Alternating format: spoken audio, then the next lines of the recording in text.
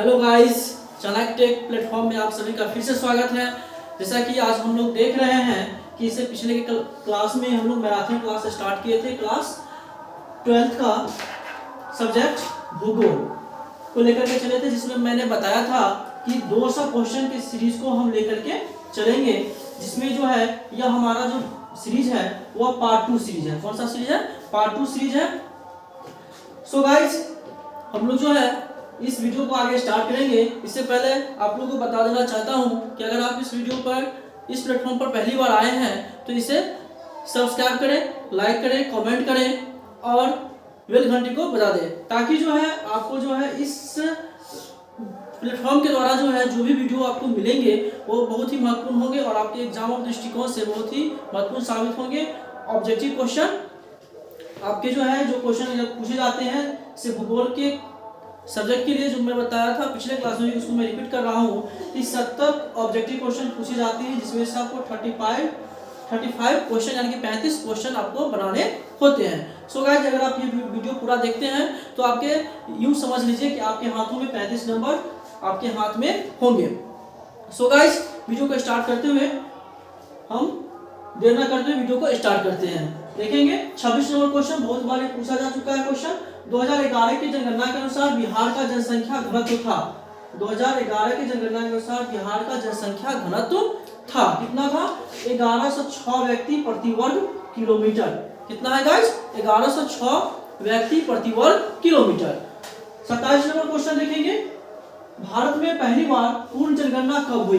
भारत में पहली बार पूर्ण जनगणना कब हुई? कब हुई थी? 1881 ईस्वी में हुआ था। 1881 ईस्वी में हुआ था। याद रखिएगा यह किसके समय में हुआ था? तो लॉर्ड रिपन के समय में हुआ था। किसके समय में हुआ था गाइस? लॉर्ड रिपन के समय में हुआ था। क्वेश्चन नंबर 28 देखेंगे, भारत में पुरुष प्रवास का मुख्य कारण क्या है? भारत में जो है पुरुष जो प्रवास करते हैं, माइग्रेट करते हैं, उसके प्रमुख कारण क्या है? तो उसके प्रमुख कारण क्या होते हैं? काम और रोजगार की तलाश में जो है पुरुष प्रवास सबसे अधिक करते हैं। 29 नंबर क्वेश्चन देखेंगे, 0 से 6 आयु वर्ग में किस राज्य का लिंगानुपात न्यूनतम है? किस राज्य का लिंगानुपात सबसे कम है, न्यूनतम है? तो किसका है? हरियाणा का है। हरियाणा राज्य का जो है लिंगानुपात सबसे कम है। क्वेश्चन नंबर 30 देखेंगे, नगरीय जनसंख्या का अनुपात सर्वाधिक है किसके अनुसार से? 2011 की जनगणना के अनुसार से नगरीय जनसंख्या का अनुपात किस राज्य का सर्वाधिक है? किस राज्य का है? गोवा का है। किस राज्य का है? गोवा का सर्वाधिक है। 31 नंबर क्वेश्चन देखेंगे, ऊर्जा के गैर परंपरागत स्रोत हैं। ऊर्जा के गैर परंपरागत स्रोत हैं। ऊर्जा के जो स्रोत है गाइस, याद रखेंगे 2 स्रोत होते हैं, एक परंपरागत और दूसरा गैर परंपरागत। तो यहाँ क्वेश्चन आपका गैर परंपरागत स्रोत कौन से हैं? तो कौन से हैं? सौर ऊर्जा इसके जो है गैर परंपरागत स्रोत है। इसके अलावा और भी हो सकते हैं, जैसे कि पवन ऊर्जा। पवन ऊर्जा भी जो है गैर परंपरागत ऊर्जा के स्रोत आते हैं। ठीक है गाइस, पवन स्रोत या पवन ऊर्जा। 32 नंबर क्वेश्चन देखेंगे, सूक्ष्म क्षेत्रों में मृदा अपरदन का मुख्य कारण है। सूक्ष्म क्षेत्रों में मृदा अपरदन का मुख्य कारण क्या है?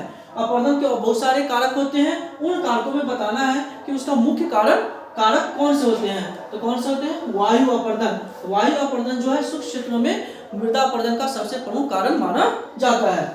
क्वेश्चन नंबर 33 देखेंगे, औद्योगिकरण से कौन सा प्रदूषण होता है?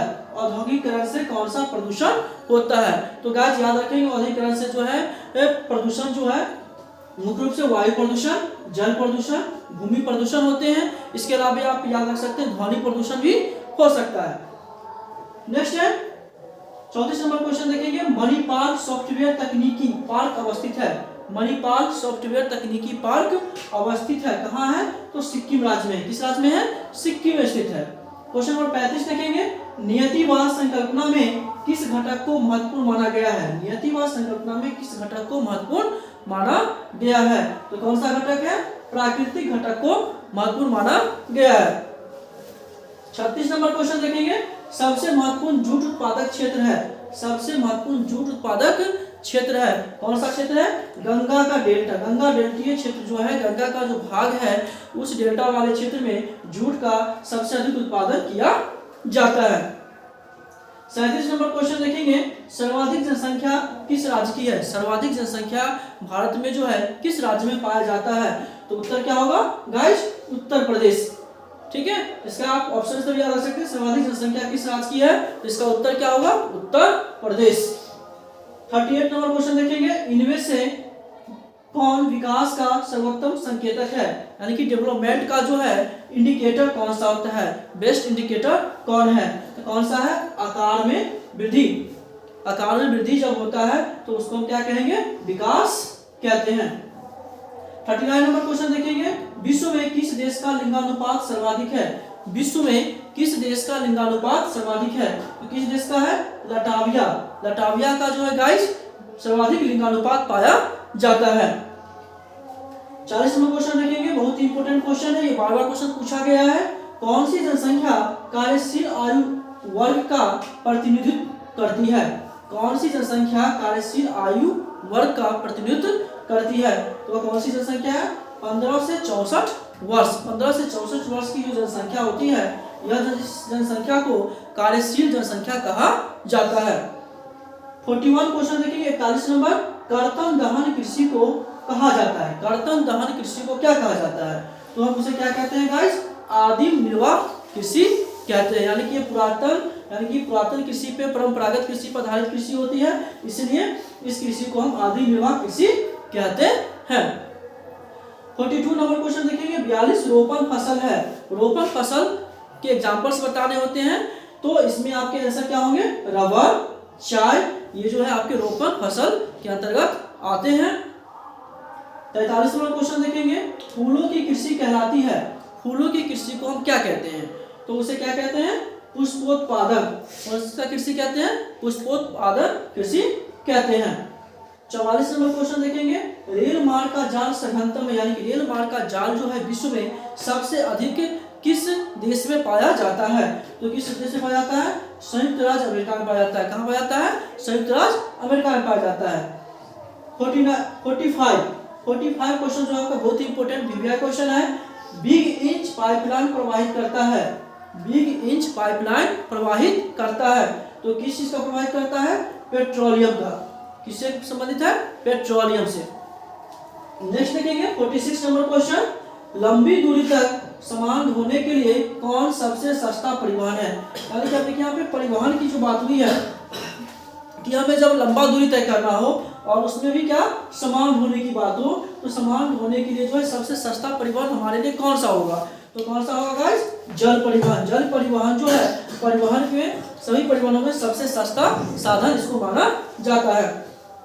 47 क्वेश्चन देखेंगे, औद्योगिक नगर है। औद्योगिक नगर का मीन्स क्या हुआ कि ऐसे नगर जहां इंडस्ट्री पाए जाते हैं, इंडस्ट्री की संख्या सबसे अधिक होती है, वैसे नगर को औद्योगिक नगर कहते हैं। तो वे कौन से नगर हैं? तो इसके नगर की कौन है? जमशेदपुर। जमशेदपुर औद्योगिक नगर में आते हैं। 48 में है सांस्कृतिक नगर है। सांस्कृतिक नगर हैं, यानी कि जो धार्मिक क्षेत्र जो होते हैं संस्कृति से रिलेटेड होते हैं उसको सांस्कृतिक नगर कहा जाता है। जैसे कि मक्का। मक्का क्या है? एक प्रकार का सांस्कृतिक नगर है। इसके अलावा और भी हो सकते हैं, जैसे कि जेरूशलम है। ठीक है, भारत की अगर हम बात करें तो भारत में जो है उज्जैन, वाराणसी,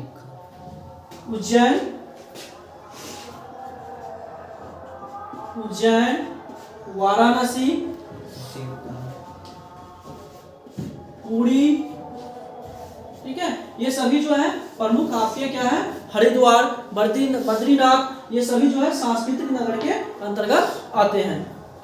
49 नंबर क्वेश्चन देखेंगे, कौन सी आर्थिक क्रिया ग्रामीण अधिवास से संबंधित है? कौन सी आर्थिक क्रिया ग्रामीण अधिवास से संबंधित है? तो कौन सी क्रिया है? प्राथमिक क्रियाकलाप जो है वो हमारे ग्रामीण अधिवास से संबंधित है। लास्ट क्वेश्चन आज के सीरीज के लिए देखेंगे 50 नंबर, विश्व व्यापार संगठन का मुख्यालय है। तो विश्व व्यापार संगठन का मुख्यालय कहाँ है गाइस? जिनेवा है। कहाँ है? जिनेवा है। सो गाइस, आज हम लोग मैराथन क्लास का दूसरे सीरीज को हमने देखा है, जिसमें हमें 26 से 50 क्वेश्चन को हम लोग देखे हैं। और इस क्लास में जैसा कि आप लोग बता चुके हैं, फिर से मैं दोबारा रिपीट कर रहा हूँ कि यदि आप इस चैनल पे पहली बार आए हैं तो इसे सब्सक्राइब करें, लाइक, कमेंट और शेयर करें, ताकि जो है आपके साथ साथ आपके दोस्त जो भी होंगे जो क्लास 12 का फरवरी 2022 में एग्जाम दे रहे हैं, उनकी प्रिपरेशन कर रहे हैं, तैयारी कर रहे हैं और एग्जाम देना चाहते हैं, तो उनको फायदा ज़्यादा से ज़्यादा हो, इसलिए इसका शेयर भी करें। So guys, thanks for watching.